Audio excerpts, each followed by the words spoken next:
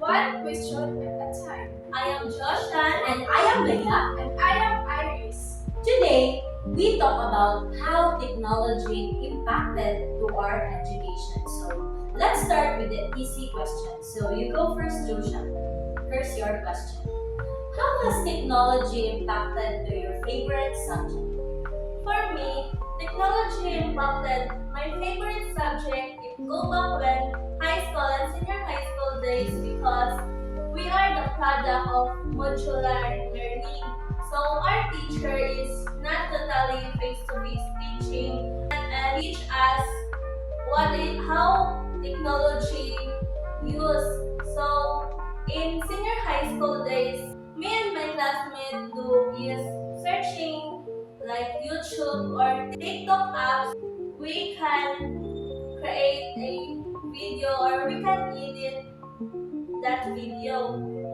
Alright, thank you, Joshan, for your experience. And you, Iris? So I found Canva, PowerPoint, Freezy. Because of that apps is I can easily to make a group presentation, PowerPoint and group projects. Thank you. So, it really technology definitely helps with collaboration. Can technology replace traditional teaching methods? I think it can supplement but not replace human interaction. Finding right balance is the key. AI could personalize learning and provide instant feedback. So, what's your favorite educational app? For me, I love Google Classroom for learning because it can easily communicate your instructor, also your student online, not by face to face. So for me is Duolingo. So by these apps, I learned how to read and pronounce correctly, and this word is hard for me to. At the same time, it's enjoying. For me is, I think it's Canva because Canva is very essential for tech skills. I remember when we are making a portfolio in our DTL subject, Canva is really helpful for me to make e-portfolio be innovative and very good looking to our presentation. Ikaw siya, gusto mo ganahan ng mga apps na wala pa kabalo pero ganahan yung mga kabalan. Itong phrasing, ganahan kong makabalo kung saan siya magamit kay wala pa makabalo kung sa siya, pareha ba siya o Canva or Canva. Ikaw ay gusto mo ganahan ng mga apps na wala pa yung kabalan pero ganahan ka mga. So para na ako is para makakatong ko, like example, is how to edit ang picture, like anong to-convert siya. Sa ako kay sakto, same yung Jushan. Anong freezy ba kay itong gina ni Sir na kuhaan ganun. Lisod siya, di siya lisod pag-edit daw, pero hindi mo siyang tudluan ba na siya more AI nga. Hindi mo na siya tudluan kung sa mga ganahan or kung sa yung dapat imunang sa yung presentation. Dahil ganun kung makatun atong freezy na app kay kuhaan ganing. Nakita mo na ko sa example sa atong ga-discuss siya kay nice kayo ang mga design mo, mga professional kaayo. So, usa sa mga apps na akong mga ganahan kay kana kung freezy. So, para ninyo, makamotivate ba ang technology or ang mga apps na ginagamit ninyo para sa inyong mga pag-eskwela? Ikaw na, Iris. So yes, para lang po kay makamotivate sila go na sa project kay kailan makakasabi and magpapagkaan sa akin na ay wala na Ikaw, Joshan. Yes, makamotivate siya, especially if wala na kakayo kay yung technology, mapadali man ang imong mga like assignment or na kay mga video nga gamon. Sa tinuod jud mo kay Ang technology mag-work ka lang sa mga apps na ginagamit natin sa itong pag-eskwela kay maka-motivate din siya kaya naman ko siya mga suggestion ng pangatag ba para dili na ka maglisod ayun if ever mag-cramming na ka na siya magtabang nimo like kanang sa AI ani mo search na ka unsay suggest niya dito then dito mo kung ang AI code nimo gamiton ko siya nimo na in a good way or na limitation ba like for example mga mga suggestion or unsa mo yung mga activity or unsa mo pag-edit na pwede ka makakuha sa AI so yes makamotivate yun siya and then kung hanang sa para ninyo as ang technology or ang mga apps maka-help ba ninyo when maghimo mo mga groups activities sa inyong mga classmates? Kay kuan man, ang imong gikan makatag siya og suggestions and also pwede ko siya kuan siya yung answer but with limitation na pag ang itong magamit. Ikaw ay So, yes. So, makatabang dyan ang technology. Sabi nga ang mga students na nakita na medyo nila. So, magaling sila sila sa technology.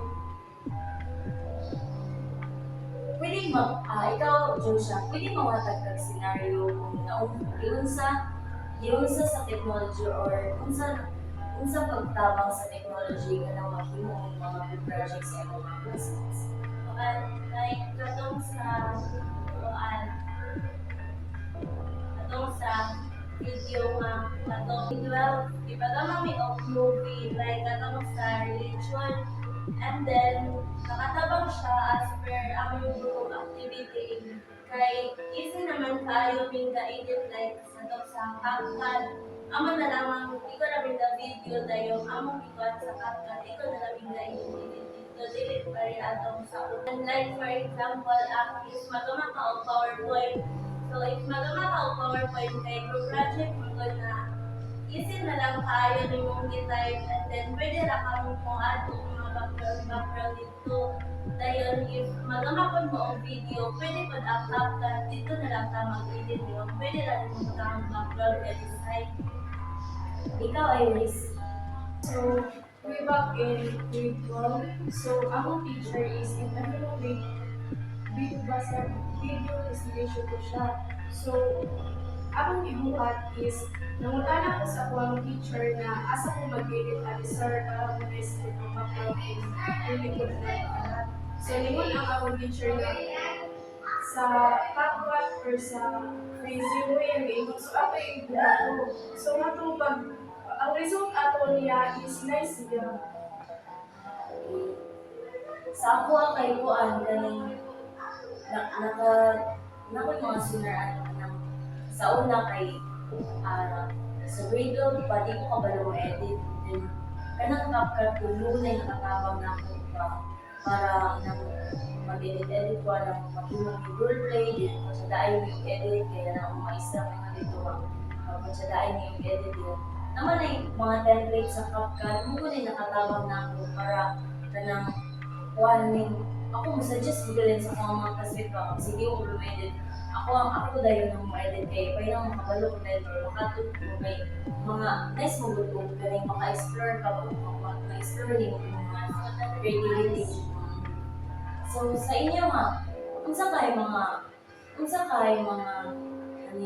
disadvantages sa paggamit ng mga disadvantages sa paggamit ng technology or ng mga apps na ginagamit sa inyo lang naman na Kuan murag kanang mas magsalit na lang ka sa ilang template or dili na ka mo kuan sa imong kaugalingon kay sila naman mismo yung murag kung kamay ko na lang ka murag kung kamay nila.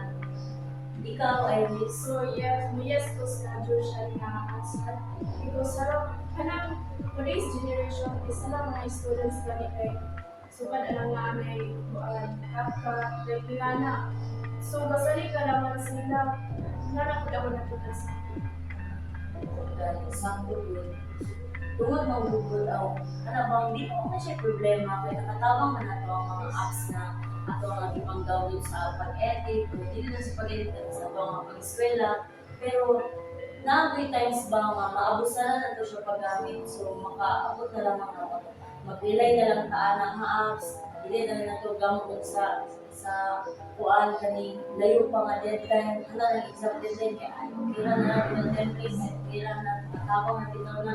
So dapat usahay ba nga mag-ramming na lang ka ba, imbis the more na mag-edit ka, minus in creativity, mas mag-ramming ka, ingon na lang mag-edit, dapat usahay nga masayo na lang ako tungkol sa time na less makuhan ka time ba, huwag na naka-apply. Para ninyo, unsa may ka-experience mga estudyante na nagamit yung apps na ron sa inyo, same sa inyong mga ginagamit yung apps din. Unsa po yung ikasulti nila sa kanapang mga advice para nila diyan? Sige, ikaw na Iris. So, para sa positive students na nagamit ko technology, so dapat equal na ilang magamit ngayon. So labihan mo sila kami sa technology is na ang result is na ay monitor sila or na ay malayo na na gani na. So dapat mag-equal nila kayo sa cellphone o sa technology is ipantay na nila. Kaya Kanya ikaw, Jushan, ako lang ma-advise sa mga students or kanang sa mga outfit na to is dapat if makuhaan sila sa technology or apps, dapat ilang kuhaan nga sa ay dapat ilang decide ang source if sakto bago kayo na iuban mas tama para po lang ilang like Facebook or ilang mga information, personal information is dili maka dahil dapat po if kuan gamit mo og technology dapat dili magsigsalig kay para dili mag-cramming kayo para po ma-enhance ang ilang creativity. So, para sa ako lang, ako na ika-advise sa mga estudyante na nagamit ng technology kay pinood nga kaning dapat na boundaries ba ang paggamit sa mga apps na kuan kaning ginayos nato and kaning dili ko ta permi nga mag-rely good sa mga sa apps po nato nga gigamit kay kaning nabe mga tendency nga para sa atong mga for example kaning mga mas older pa na mga hangtong kaning kanang ba magsige sila mag-Facebook sila kay bisan kung kasi mga information na makita nila sa Facebook magtuon na sila dayon bisan kanang kaning walay reliable na sources ana nga video or kanang post ilaha ba nga ikuan dayon ino na yung anay ka batay jud ka kanang mo imo ra bugini dili ba to nimo kay wala pa sources good wa kabalo sila po sa or kinag-write na ba to niya and then kuan po kana po magamit ta og AI sa mga student kanang namang way mga namang way uban bisan ako naka-experience ko nga alam sa ako nang programming kaning magsalig na lang ta sa AI ba then napoy usahay nga tungod sa pagsalig na sa AI kanang ato ang mga masulat sayop na Here's the answer. ikaw na nasulit ka na Iris. Sir Bakas. So Magsulabihan ta kan ba wala ta kabalo pa wala basa-basa sulat na din nato lang dapat diliun para to be answer so dapat naagoy limitation sa paggamit sa mga apps na kaning gina-suggest na to or nasa ato ang mga cellphone sa ato ang Play Store na dayon sa nice po nga nabay ang social media po or ang mga platforms po kay mga apps na na-apply sila i-suggest ba mas mapadali ang trabaho sa mga student ba para po dili na kay high-tech ng good na ron dili na good para sa una pasalamat ko ta na kay kung dili ko tungod anak ng mga apps kuan po dili ko maingon sa ato ang dili ko ma-enhance ang ato ang mga kaning mga haba na sa itong imagine ba ang mga design ba dili ba na kung dili tungod anak ng mga apps dili ba na sila dili ko biya na magawa so kuan kaning pasalamat ko ta nga mga apps na makatabang ko sa mga estudyante para po mas ma-lessen nila ang mga struggles sa pag-edit or pag-search kay dili na para sa una nga mag-search ka, dili na, walay Google din sa una, libro good sa library. So, salamat na manana siya ang mga platform. So, mora to ako ang ikasulti. So, mora to ako ang yung mga ikasulti. Kasi na ba nga isulti, Iris? Ikaw? So, thank you guys for watching. Thank you, Ma'am Iris. Wala ko small gift para niyo. And thank you, Ma'am Joshan.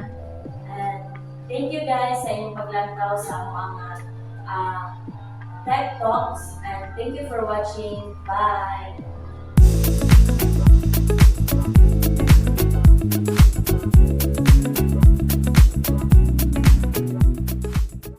Oh, thank you for watching.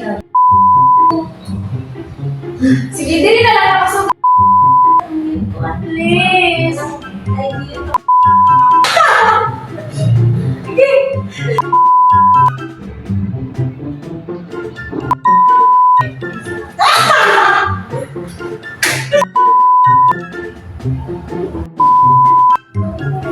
Sige ah. I know that